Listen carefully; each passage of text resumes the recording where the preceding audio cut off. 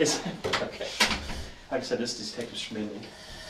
Hopefully this won't take long. This is Teresa. Her husband is Randy, who's at the office today. In the interrogation room, Teresa insists on her innocence. Yet behind the facade of a devoted wife lies a secret affair with the family pastor. The story unveils betrayal hidden among the closest circle. Teresa, we're here to get a formal statement again. I talked to you about a lot of stuff out there, but now we gotta get more detail what took place, because you know Randy better than we did, and you also know your lifestyle better than we do. So basically, Randy's your husband. How long have you been married? Almost 19 and a half years. Married 19 and a half years. Did you ever have any kind of separation time at all? No, never. Okay. We hardly ever fight. Okay. We hardly ever fight, and if we do, it's for like maybe 5 minutes. Yeah. And we're just nothing but a little steam off. Yeah. We used to argue a lot when we were younger, when we first got married. Of course, it's hard when you know, when you're separated for a whole year of your first marriage, and yeah, then your son is born the day after he gets back from the military, and a lot of catching up to do. But no, we were very much in love. What about today? Let's go back not even today.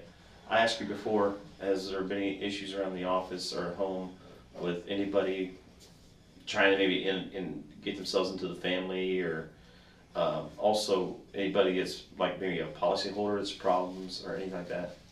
No, and if they do have problems with policies or whatever, they normally do not call us. They always call our district manager. Okay. So now Randy will he will know from our district manager calling Randy, but Randy really doesn't tell me a lot of that stuff. Okay. Because he doesn't want me to worry. So you're not aware of any issues, any No. customers that would have been through farmers that was having any issues with you or anything like that? No, he didn't really share a lot of that stuff with me. You got there this morning, I got there at 7:45. 7:45? Yes. Okay. No one outside, never encountered anyone going into the business? No one came in except for Dave Eisen, and he came in a little after 8, and the door was still locked, because I keep the door locked until 9 o'clock. Okay. And that's when Randy arrives? No, or just when business opens? Business opens at 9, so Right. I usually unlock the Okay. door. Especially when I know that he's coming in soon. I usually, sometimes I even forget to unlock it, and he'll be at the front door, and I'll be like, oh crap, I left the door locked. When I'm there by myself, I always lock the door. That's fine. It's fine. And he wants me to, so I always keep it locked. And if I don't recognize them, I know my clients. If I don't recognize them, It stays locked. I don't let them in. Now, I cannot tell you what time my husband called me. It's all on the caller ID at the office. Okay. Everything's on the caller ID at the office. What time was your husband expected to arrive? Well, Or what time was he going to get there? Well, he normally gets up in the morning. He works out, Okay. and he normally gets in around 10 to 10:30. Okay.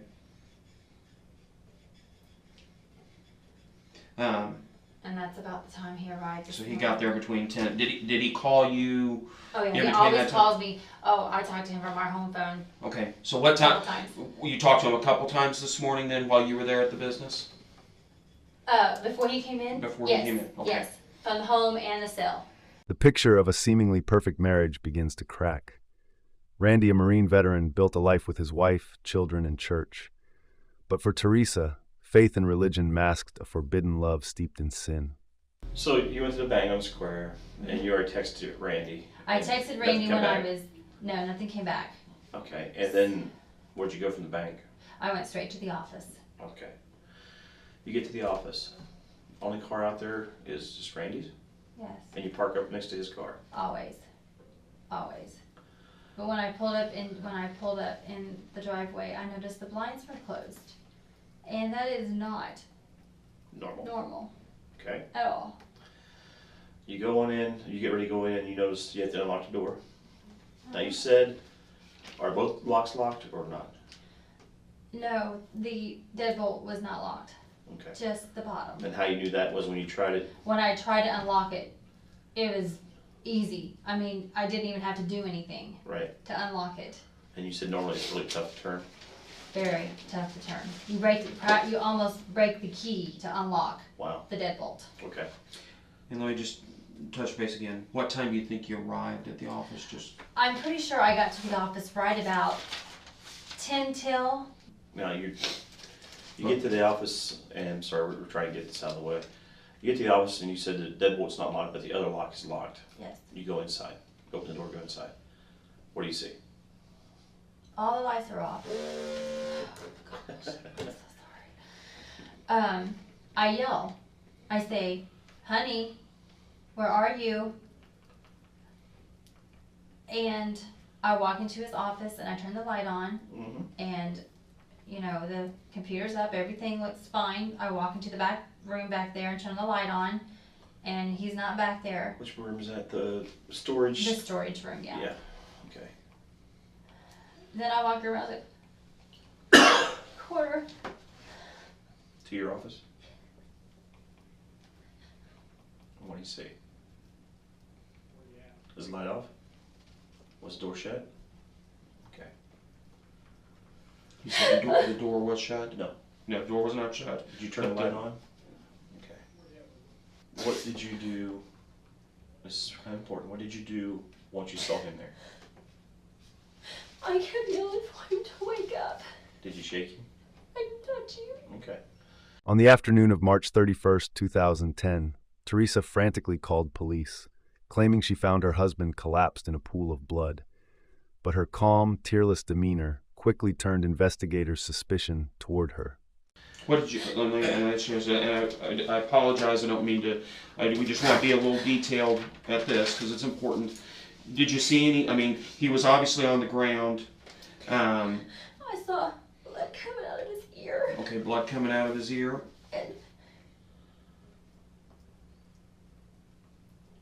And his eye was really puffy.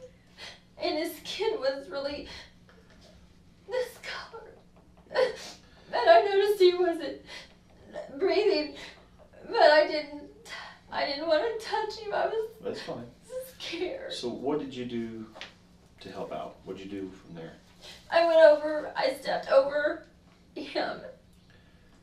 And Now, one of those heaters was right there by him too. Is it already standing up, or did you knock it over getting to the phone? no, it was already laying down when I Okay. got there. All right. When I walked in the room, it was laying down. Okay.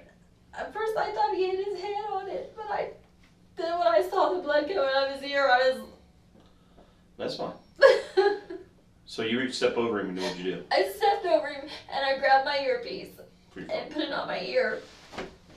And I know you're supposed to dial 111, but I called my parents first and just told them to come to the office, and then I hung up and dialed 911. Where did you call them? At your house or their house? No, I called them from my phone. No, but did you call them? I called them at. Oh. You see what I'm saying? They were at your house when you left. I know. I don't know if I called her cell phone or if I called the home phone. That's fine. I don't remember. So But you called from. You put your earpiece on and you I called called from my the phone office, in from my office, your yes. office phone. I think I called the house, but I don't remember. That's fine. Who did you get a hold of when you called the My house? mom. Okay. And what did you tell your mom? I just told her. I said, Mom, Randy, something's wrong with Randy. I said, he's bleeding and he's not responding. He's not breathing. I need you guys to come to the office now. And I was saying it so fast I had to repeat it several times. Okay. And then I hung up and dialed 911. From the office phone. Yes. And did you stay in the office where he's at doing this, or did you go outside? No, when I got on the phone with the operator, she told me to get out of the office. Okay. The dispatchers? Yes. So I Step grabbed back. my purse. Did you step back and- over him? Yes, I did. Okay. I stepped over him and walked out. Questions I have. One is, why did you decide to step over your husband to get to the phone when you had a cell phone? I don't know. Just- I don't think I was thinking That's right. fine. That's fine. I mean, it's just something we've asked. No, that's fine. I have no idea why I did. I really don't know. We talked before about this, but you said we asked you about weapons. Uh-huh. Okay. Pressed for details, Teresa recounted her day with uncanny precision, stressing exact minutes. Instead of strengthening her alibi, such exactness only raised alarms. The truly innocent rarely recall time with such sharpness. What guns do you know that he had at your office or anywhere? The only one that I know of that he has Yeah. was a little bitty thing. Black gun? Yes, That's what you said earlier. little bitty thing. It's little, And where do you keep that? and I don't even like touching it. Where do you keep that? He kept it in his office. Okay. Do you know where at in this office that he particularly kept it? I knew you were gonna ask me that. And like I said, if you don't know, that's fine. I am pretty positive he kept it in the drawer at the back of his credenza. Okay. There's a small drawer back there, and that's usually where he kept his keys and his gun. Yes, because it was easy to get to if he needed. And he kept it just because people kind of every so often strange people walk up there. Yes. Okay. He did. Someone took my husband's life away from me. Yeah. That's what we're trying to work on here. That's why we're talking to you first. Here you go. Can you think of anything else? In the trash can. Oh yeah, I'm sorry. Back to the letters, the yellow tablet. In your trash can, they had a letter that somebody had written for about happy birthday and all that. It's about this big. It was all tore up. And it says something about, something like you're the most beautiful person or some kind of thing like that. It's all these big ramblings of good stuff about, it's about that long, but that big. It's a white letter and it's black writing and it's all tore up now. There's a bottom of your trash can at your office. Oh. It said happy birthday at the top of it, and then at the bottom it's happy. Then it had all these initials on the bottom, like there were initials meaning something.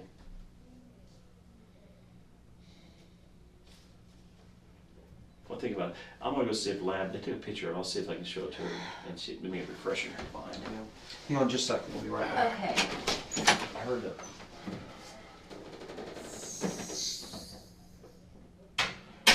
When asked about Randy's gun, Teresa described it as a tiny, insignificant object. Yet records showed he owned a full-size Glock. With no signs of forced entry or robbery, the killer had clearly been someone he trusted. You okay? Need anything? We're not done here.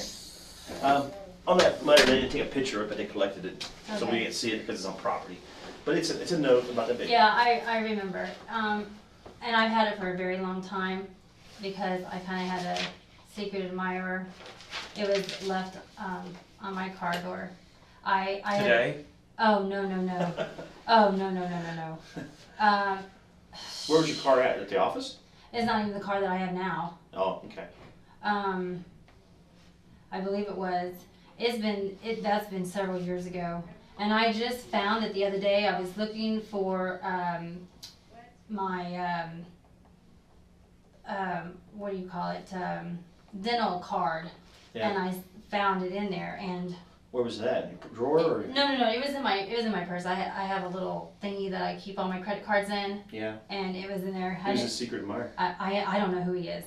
Wow. I've never gotten another note from him ever. No calls? No calls, no nothing. And the secret admirer, you said that he left a letter on your car a year or so ago? It's probably been 3 or 4 years ago. And you've had this note in your purse. I totally forgot about it, to be honest with you.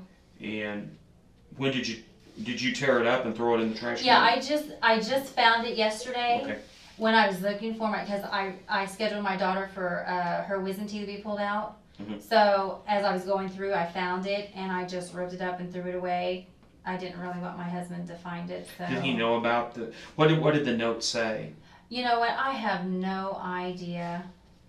When you said it said happy birthday on it, I was like, huh? It had birthday on the front and the bottom said happy birthday, and it had a bunch of different initials, like text message initials. I honestly cannot remember. To tell you the truth, I do not remember what it said. Detectives confronted her with a love letter torn into pieces and found in her office trash. Sweet words of secret passion shattered her grieving facade. Left alone, the camera caught her panicked expression, exposing the truth she hoped to bury. Would there be any problem if we look at your phone, look at some of the text messages on it, just confirm times? Well, I can look at the call log from Randy. Get the call logs and stuff like that. Help yourself. Okay. Ooh, AT&T too. Great. These are always fun. Oh, Gonna, unlock it? oh, no, it's easier if you just raise it up like that. Sorry. Okay. Now, your text messaging, like you said, you would, well, I got your call log too, it'd be nice to know. That's fine. Okay. Now on Randy's phone, I don't ever look at his texts, so I don't know. Right, we gotta do all that too. I don't look at that. He don't look at mine, I don't look at his. We just don't, you know. You send him a message that says, Yeah. are you busy, at 6 minutes till 3, so 14:54 hours Yeah. today. That's the one where you ask him if he's busy, and he never responded back. No, I don't believe he did on that one, no. Okay, that's what we're saying. No, because he called me and said, yes, I'm busy, or yes, I've been busy. He told Okay. me that on the phone. And again, and I want you to just be real honest. I think you've been that. On the secret admirer, do you know who this person I is? don't, I'm sorry. I have no idea. I mean, haven't and I'm gotten- going what Detective Stewart had said. He had said something about happy birthday on it. Yeah. I mean, so did this person know? Evidently they You and know when your birthday was? Evidently they know me. I don't know who they are. I couldn't tell you left from right who the heck he is. I assume he is a guy. Okay. Sorry, I didn't mean for that to be funny. But I don't, seriously, I have no idea who he is. And it's been several years. Like I said, I just found it. I wasn't looking for it. I just ran across it and couldn't believe I still had it. Okay. So I thought, I better get rid of it because I surely didn't want my husband to find it. Teresa's excuse about a secret admirer fell apart. Keeping a love letter for years, then tearing it up beside her husband's body, exposed her carelessness. Detectives dug deeper, checking her phone, but the real secret was hidden in burner phones she shared with Pastor David. And if he did, I would just explain to him that it was just left on my car window, just like I'm telling you guys, I'm being honest with you, and I have no idea who he is. I don't know. It's been several years ago, so I honestly don't know. I have never gotten any more letters, nothing. I've never gotten phone calls, no mysterious phone calls, no nothing. Okay. So, And I don't know. No affairs on the side or anything like No. that? No. He hasn't had an affair with someone? And just be honest Several with me. years ago, he did, Okay, but that was right after we got married. okay, That was a long time ago. okay. But nothing recently? No. You guys haven't been separated or anything? No, Or no. issues with that? I mean, and I hate to say this, but I feel like you need And be to honest know. with me, You need because, to know. you know, I mean, anything I know. can help us. He had trouble with pornography, so. He had trouble with pornography? Yeah, but we got through all that. Okay, when you say he had trouble with pornography, was he watching it on TV or No, doing it on a computer? He would pull it up on the computer, Okay, but it's been several months, probably a year or so. okay, so, but within the past year, when we say he's having trouble with pornography, what do you mean by that? Well, he would just go on websites and just Okay. look at them. Okay. And I approached him about it, so Okay, we got that out of the way. and when you say you got it out of the way, what do you mean by that? Well, that's why his computer is the way it is now. He switched his computer so I could see everything. Because it used to be like this, so I couldn't see anything. Mhm. So he turned it like this, so whenever I did walk into his office or You walk could past his office, I could see everything he was working on. Because he wanted to be honest with He me. didn't go to any counseling for No, pornography? it wasn't that deep. And it didn't cause any friction that No. you guys were wanting to get separated No, or no. you never had to leave the residence or anything? No one left the residence or anything? No, never. Okay. Absolutely not. Ever. Okay. Never, never, never, never, never. It never got that bad. Pressed harder, Teresa shifted blame onto Randy, speaking of old affairs and pornography. Yet detectives knew the truth. Randy had turned to Pastor David for guidance, never suspecting the man he trusted most was betraying him with his wife. I'm telling you, Brother Love pulled the trigger. I'm telling you, this is the motive. This is the reason that your husband is dead. It's up to you to tell us exactly what happened, exactly what was going on. All right. Now, I've got about 20 detectives out here, and I'm going to be honest with you. I got about 20 detectives out here that want to take this to a grand jury today, tomorrow. They think there's enough evidence against you to have you charged because they think you're involved in this, and either in a not that you killed him, but that you have something to do with this. And do you know why? Because of this? Because your statement that you gave the other night to Detective Stewart is full of inconsistencies and untruths? What? I'm telling you, they have torn that statement apart. We have a page and a half of things that's not jiving, all right? Like what?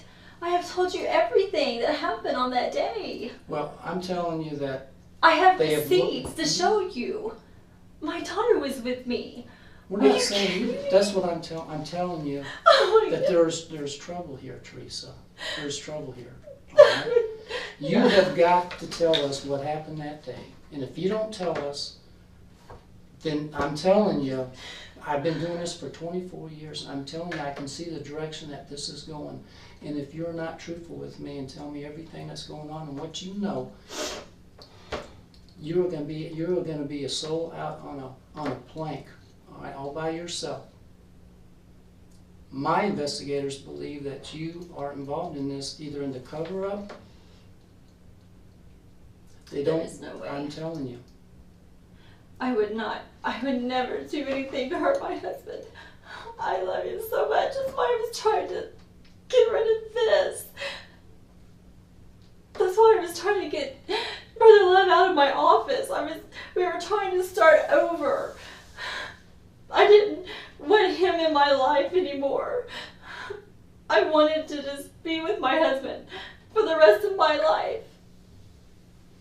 3 weeks later, Teresa was summoned again. Unlike grieving widows who beg for updates, she had shown no concern.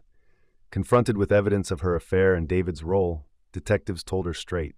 The motive for Randy's murder was love, lust, and betrayal. Please, Someday, tell me. I'm telling you something. Tell me what is not driving. I want to know what's not. I need to know. For example, you say you went to the bank and made a deposit, right? Yes. We've been to the bank 3 times. They say that there is no activity on your account that afternoon. There is Alright. 2. I have the receipt to prove it. Well, I'm just telling you what the bank's telling us, okay? If you got a receipt, we'll look at it, all right? But I'm telling you, the bank's telling us 3 times now. We've checked 3 times. You checked with U.S. Bank U.S. Bank. on my line of credit. Yes. The line of credit is not in my name. It is in Randy's name. They checked both your names, okay? We didn't go up there half-assed and just say, okay. They pulled up they were very helpful. They pulled up everything. We did it 3 times. I cannot believe this. I seriously cannot believe this. It's true, Teresa. No.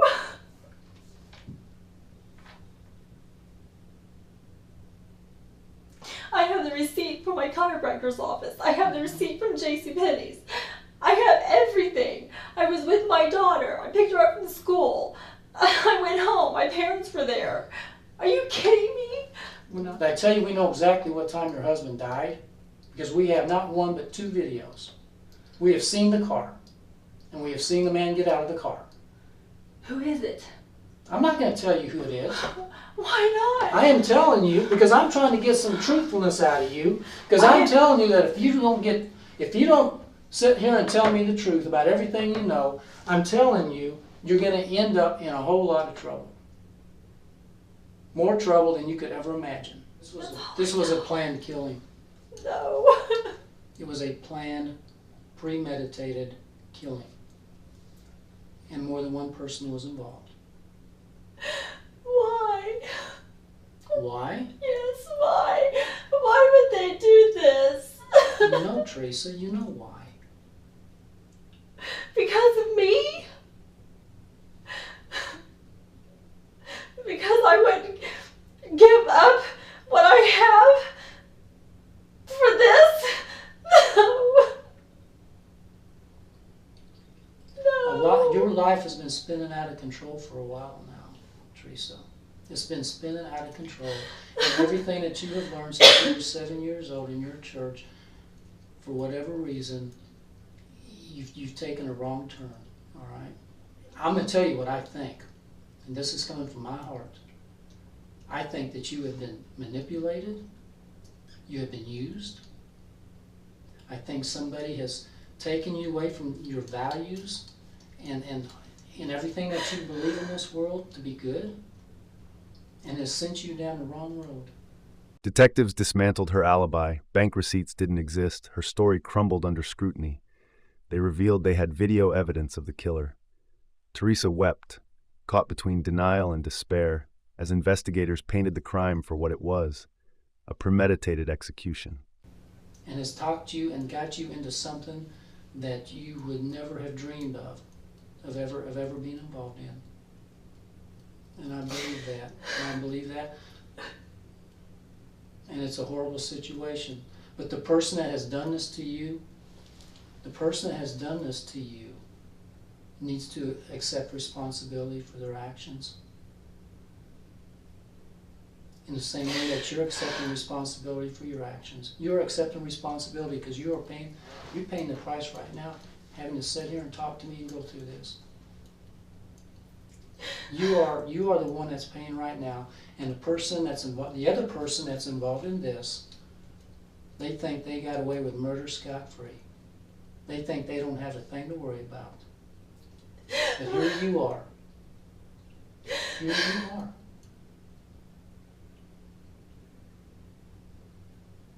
And I do not want to see you have to bear the burden of this alone. I don't want to see you have to bear this. You have got to open up to me, and if you want any consideration, or if you want anybody to help you, then you're gonna have to come and tell me the truth, and you're gonna have to do it now. You're gonna have to tell me the whole truth. You got to tell me the truth. Tell me again, this time be truthful. Tell me what was the nature of your relationship with David, truly. If you can't even do that much, I can't help you, Teresa. If you can't even be honest about that, I cannot help you.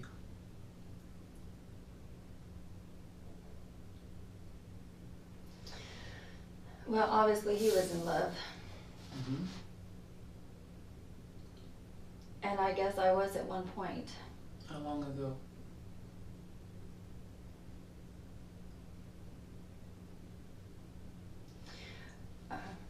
Just recently. Probably a couple weeks ago. No, well, probably about a month ago. Mm-hmm. About a month ago you felt like you were in love? No. A month ago, I wanted it to end.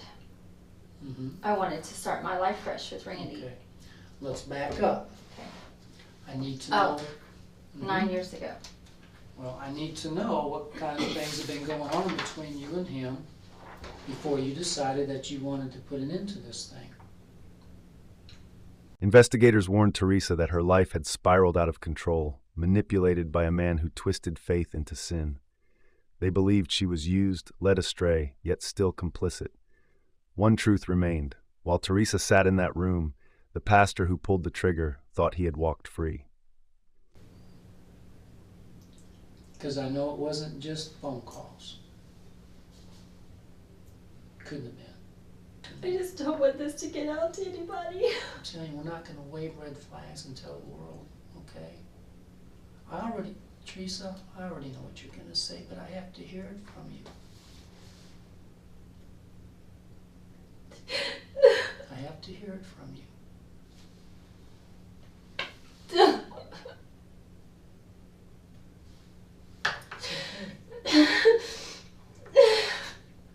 Yes, we had. Okay. And you know that. I know that. I know that. And you know what? I'm not going to judge you for that. Okay? Do you think that you're the only one that's gotten in that kind of position before? I just never thought it would ever happen to me. Well, And you know what I think? I think probably it was David's doing. He's a pastor of your church. I know. He is a leader. He is supposed to be taking care of his people. I know. And he didn't take care of you. He violated everything that he stood for in that church when he started pursuing you. You know? And I'm sure, and I've talked to him, and I've talked to a bunch of other people, and they say that man can really be convincing. I mean, he is slick. I And know, he my used husband those- has said the same thing.